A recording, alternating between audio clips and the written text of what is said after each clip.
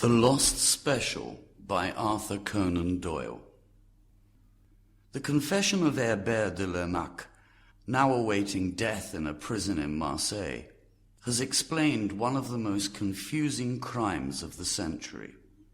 Although there is a reluctance to discuss the matter officially, and little information has been given to the press, this criminal's confession is supported by the facts, and it seems we have at last found a solution to this astonishing business.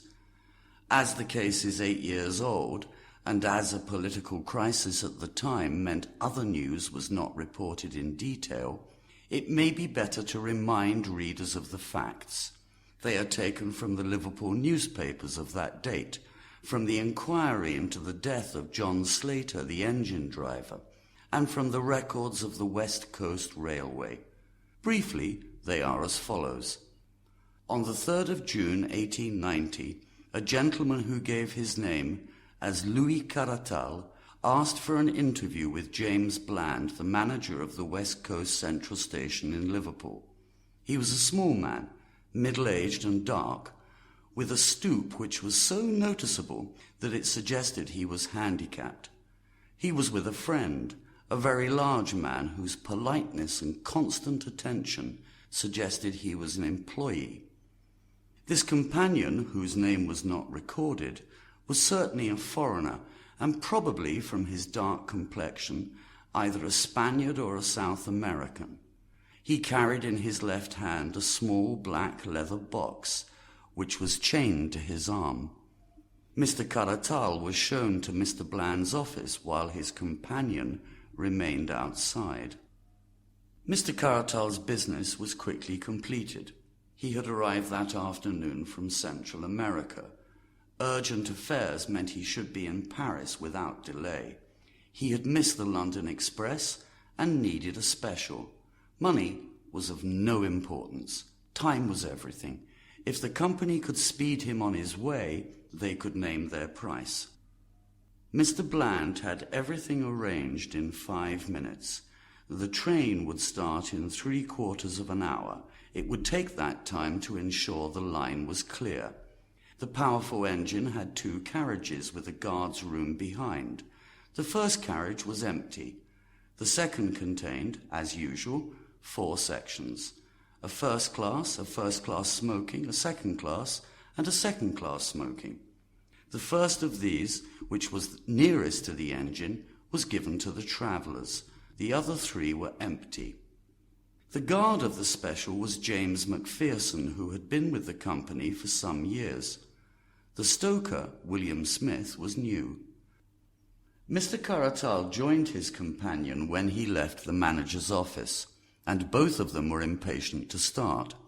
After paying the money, they went to the carriage and at once took their seats, although they were told that the line could not be cleared for nearly an hour. In the meantime, a strange coincidence occurred in the office. A request for a special is common in a large city, but that 2 should be required on the same afternoon was most unusual. It happened, however, that Mr. Bland had hardly made arrangements for the first traveller before a second arrived with a similar request. This was Mr. Moore, a military man who said that the sudden and serious illness of his wife in London made it absolutely necessary that he should not lose a moment in starting his journey there. He was so worried that Mr. Bland did everything possible to help him. A second special was out of the question. There was the alternative, however, that Mr. Moore should share the cost of Mr. Caratal's train. It was hard to see any difficulty with this arrangement, but Mr. Caratal absolutely refused to consider it. The train was his, he said, and he would not share it. Mr. Moore left the station very upset after learning that he had to take the slow train leaving Liverpool at 6 o'clock. At 4:31 exactly, the special, containing Mr. Caratal and his gigantic companion, left Liverpool station. The line was clear, and there should have been no stop before Manchester. The train should have reached this city before 6 o'clock. At 6:15, a telegram from Manchester to say that it had not yet arrived caused considerable surprise and worry among station staff at Liverpool. An inquiry to St Helens, which is a third of the way between the two cities, got the following reply. To James Bland, manager, Liverpool. Special passed here at 4:52 on time, St Helens. This telegram was received at 6:40. At 6:50 a second message arrived from Manchester. No sign of special.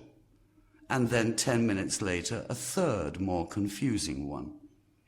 We suppose there has been a mistake about the special. Local train from St Helens, time to follow it, has just arrived and seen nothing of it. Kindly advise. Manchester. In some respects, the last telegram was very welcome to the manager at Liverpool. If an accident had occurred to the special, it was impossible that the local train could have travelled the same line without seeing it. And yet, what was the alternative? Where could the train be?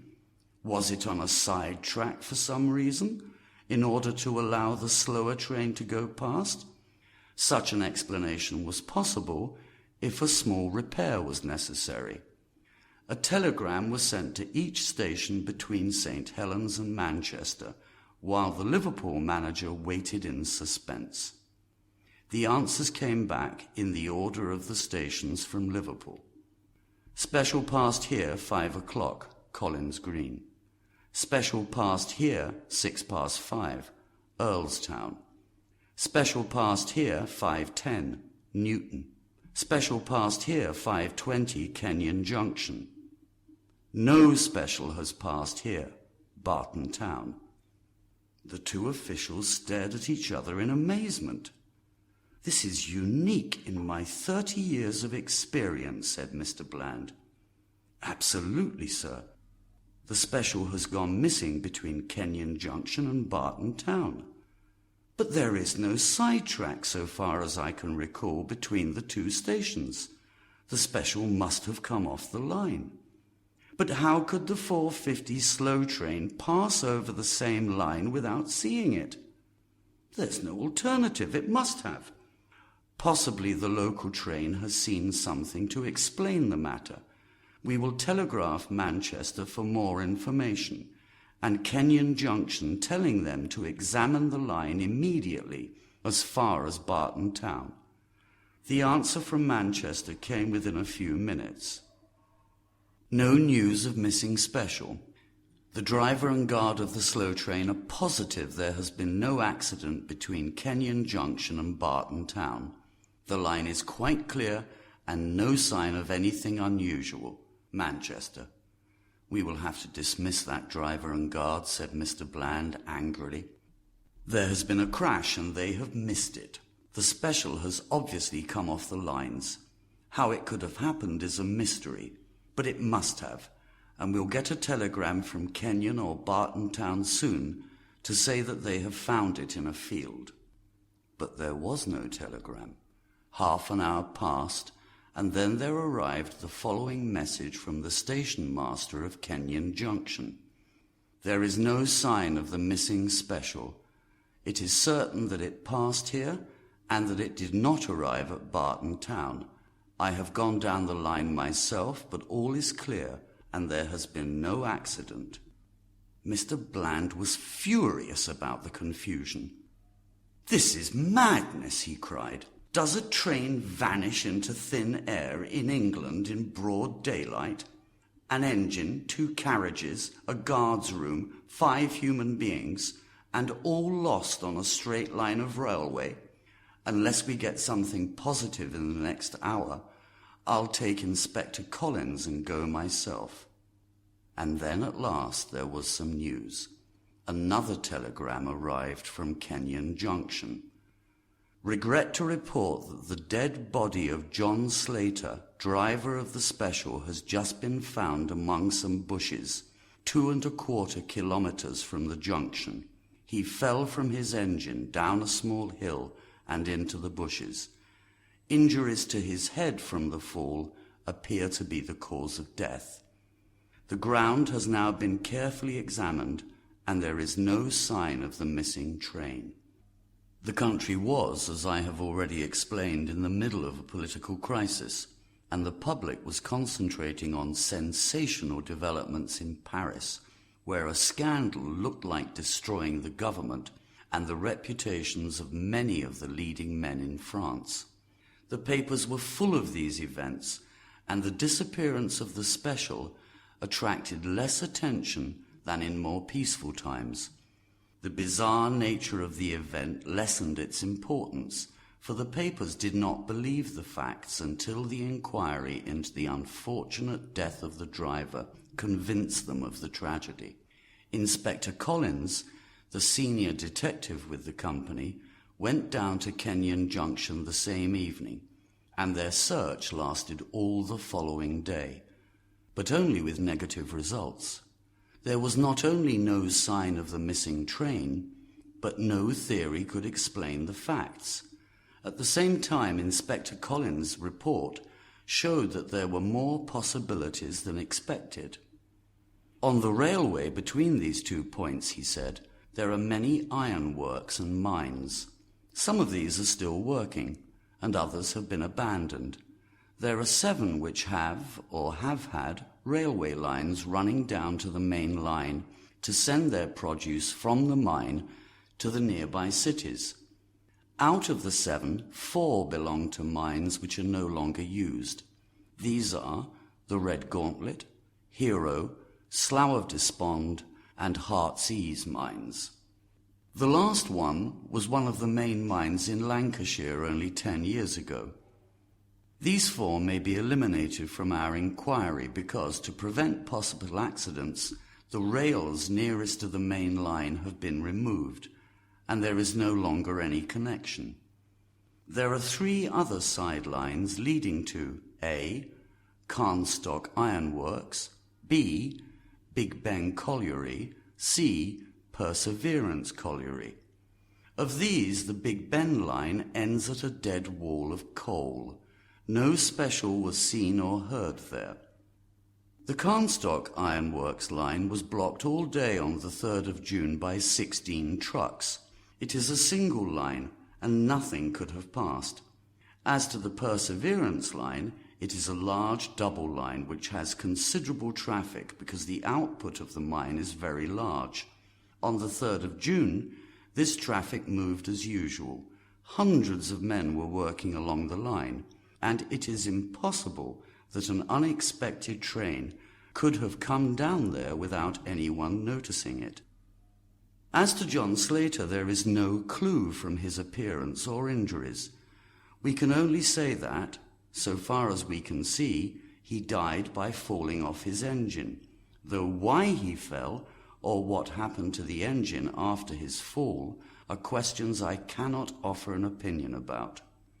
A month went by without the slightest success. A reward was offered but did not help. Every day the public opened their papers knowing that the mystery would at last be solved, but week after week passed, and a solution remained as far away as ever. In broad daylight on a June afternoon, in a heavily populated part of England, a train had disappeared completely, as if it had turned into gas. In fact, some people seriously suggested that supernatural forces were at work. Among the many suggestions by various newspapers or private individuals, there were 1 or 2 which were feasible enough to attract public attention. One, which appeared in the Times, over the signature of a famous amateur at that date, looked at the matter in a critical and semi-scientific manner. Here is an extract. "It is one of the basic principles of reasoning," he wrote, "that when the impossible has been eliminated, the rest, however improbable, must contain the truth. It is certain that the train left Kenyon Junction. It is certain that it did not reach Barton Town. It is extremely unlikely, but still possible, that it may have taken one of the 7 available sidelines. It is obviously impossible for a train to run where there are no rails, and therefore we may reduce our improbable cases to the 3 open lines, namely the Carnstock Ironworks, the Big Ben and the Perseverance. Is there a secret group of miners which is capable of destroying both train and passengers? It is improbable, but not impossible. I am unable to suggest any other solution. I should certainly advise the company to direct all their energies towards those 3 lines and the workmen at the end of them. The investigation was in this hopeless position when a new and most unexpected incident occurred. This was Mrs. Macpherson receiving a letter from her husband, James Macpherson, the guard on the missing train. The letter, dated the 5th of July, 1890, was posted from New York and received on July the 14th. Some doubted that it was genuine, but Mrs. Macpherson was positive about the writing and the fact that it contained $100 in $5 notes was enough to suggest it was not a hoax. No address was given in the letter, which went like this: "My dear wife, I have been thinking a great deal, and I find it very hard to give you up. The same with Lizzie. I try to fight against it, but it will always come back to me. I send you some money which should be enough to bring both Lizzie and you across the Atlantic. You will find the Hamburg boats which stop at Southampton very good boats and cheaper than Liverpool. If you could come here and stop at the Johnston House, I will send you word how to meet. But things are very difficult for me at present, and I am not very happy, finding it hard to give you both up. So, no more at present, from your loving husband, James Macpherson." For a time it was expected that this letter would solve the whole matter, especially because a passenger who looked like the missing guard had travelled from Southampton under the name of Summers to New York on the 7th of June. Mrs. Macpherson went across to New York and stayed for 3 weeks at the Johnston House, without hearing anything from the missing man. It is possible that some careless comments in the press warned him that the police were using them as bait. However, he neither wrote nor came, and the women returned to Liverpool. And so the case has stood up to the present year of 1898. Incredible as it may seem, nothing has happened during these 8 years which has explained the extraordinary disappearance of the special, which contained Mr. Caratal and his companion. Careful inquiries into the pasts of the 2 travellers have only proved that Mr. Caratal was well known as a financier and political agent in Central America, and that during his voyage to Europe he was very keen to reach Paris as quickly as possible. His companion, whose name was on the passenger list as Eduardo Gomez, was a man with a violent criminal record. There was evidence to show, though, that he respected and liked Mr. Caratal. No information came from Paris about what the aim of Mr. Caratal's hurried journey was. These are all the facts of the case, up to the confession of Herbert de Larnac, now awaiting death for the murder of a businessman. His statement has been translated from French as follows. It is not only to boast that I give this information, because, if that were my goal, I could describe a dozen actions of mine which are as impressive. But I do it so that certain gentlemen in Paris may understand that I, who can talk about Mr. Caratal's fate, can also tell who arranged the murder, unless the pardon I am awaiting comes to me very quickly. Do this before it is too late. You know Herbert de Larnac, and you are aware that his actions are as ready as his words. Hurry then, or you are lost. At present I shall mention no names, if you only heard the famous names, but I shall only tell you how cleverly I did it. I was loyal to my employers then, and no doubt they will be loyal to me now. I hope so, and until I am convinced that they have betrayed me, These names shall not be revealed. But on that day, well, I say no more. In a word, then, there was a famous trial in Paris in the year 1890 in connection with a scandal in politics and finance. The careers of many of the chief men in France were at risk. You have seen the game of bowls with all the pins standing so straight. Then there comes the bowl from far away, and pop, pop, pop, there are your pins on the floor. Well, imagine some of the greatest men in France as these pins, and this Mr. Caratal as the bowl, which could be seen coming from far away. If he arrived, then it was pop, pop, pop for all of them. It was decided that he should not arrive. I do not accuse them all of knowing what was going to happen. There were, as I have said, great financial as well as political interests, and a syndicate was formed to manage the business. Some supported the syndicate who hardly understood its goal, but others understood very well, and they can be sure that I have not forgotten their names. They had warning that Mr. Caratal was coming long before he left South America, and they knew that the evidence which he had would certainly destroy all of them. The syndicate had an unlimited amount of money. Absolutely unlimited, you understand. They looked round for a capable agent. The man chosen must be inventive, determined, flexible. A man in a million. They chose Herbert de Lernac, and they were right.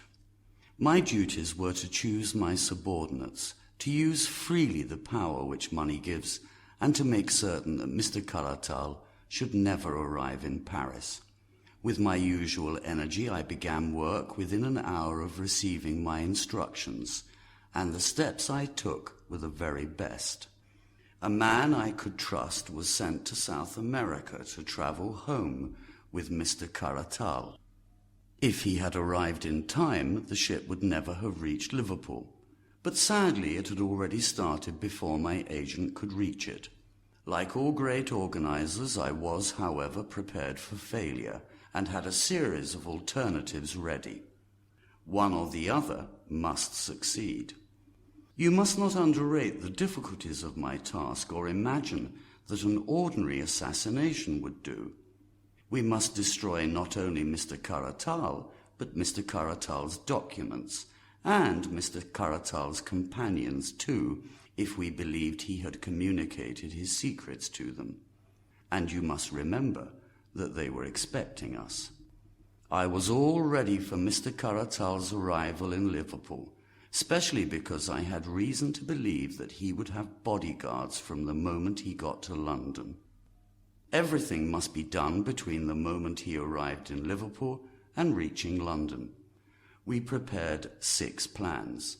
The one we used would depend on his movements.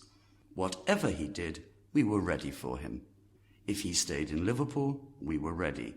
If he took an ordinary train, an express or a special, everything was prepared. Of course, I could not do all this myself. What could I know of English railway lines? But money can buy agents all the world over, and I soon had one of the best brains in England to help me. I will mention no names, but it would be unfair to claim all the credit for myself. My English partner knew the West Coast line well, and he had a group of workers who were trustworthy and intelligent. The idea was his, and my own judgment was only required in the details. We bought several officials, including James Macpherson, the guard most likely to be employed on a special. Smith, the stoker, was also ours. John Slater, the engine driver, was contacted but found to be obstinate and dangerous. We were not certain that Mr. Caratal would take a special, but we thought it probable because it was extremely important to him to reach Paris without delay. The moment that Caratal arrived in Liverpool, we knew that he suspected danger. He had brought with him a dangerous man named Gomez, a man who carried weapons and was prepared to use them. He carried Caratal's confidential papers for him. It was likely that Caratal had taught him everything, and that to remove Caratal without removing Gomez would be a waste of energy. Clearly they should share the same fate, and our plans were made much easier by their request for a special train. Of course, you will understand that 2 of the 3 employees of the company were really working for us, at a price which would make them wealthy for a lifetime. I do not go so far as to say that the English are more honest than any other nation, but I have found them more expensive to buy. I have already spoken of my English agent. He was in charge of all arrangements at Liverpool, while I was at the inn at Kenyon, where I waited for a signal to act. When the special was arranged, my agent immediately telegraphed me to say how soon I should have everything ready. He applied immediately for a special too, under the name of Mr. Moore, in the hope that he would travel with Mr. Caratal, which might, under certain circumstances, have been helpful to us. If, for example, our plan had failed, he would have shot them both and destroyed their papers. Caratal refused to accept any other traveller. My agent then left the station, returned by another entrance, and travelled down with Macpherson, the guard. In the meantime, you will be interested to know what my movements were. Everything had been prepared for days before, and only the finishing touches were needed. The sideline which we had chosen had once joined the main line, but it had been disconnected. We had only to replace a few rails to connect it once more. These rails had been laid without attracting attention. With my small but competent group of workers, we had everything ready long before the special arrived. When it did, it ran off on the small sideline so easily that the 2 travellers did not even notice. Our plan had been that Smith, the stoker, should drug John Slater, the driver, so that he should vanish with the others. In this detail, and in this detail only, our plans failed. Our stoker did his business so clumsily that Slater fell off the engine, and though luck was with us when he broke his neck in the fall, still he remained a blot on a complete masterpiece of crime. But now I have got our special on the small line 2 kilometers in length which leads, or rather used to lead, to the abandoned Heartsease mine, once one of the largest in England. The moment that the train was on the sideline, Smith, the stoker, turned the engine to full speed, and he and Macpherson jumped off before it was too late. It may be that it was this slowing down which first attracted the attention of the travellers, but the train was running at full speed again before their heads appeared at the open window. It makes me smile to think how confused they must have been. Picture to yourself your own feelings if, on looking out of your luxurious carriage, you suddenly noticed that it was not Manchester, but death, which was waiting for you at the end of that line. I was close to them and could see their faces. Caratal was praying, I think. The other roared like a bull. He saw us standing on the hill and he pointed to us like a madman.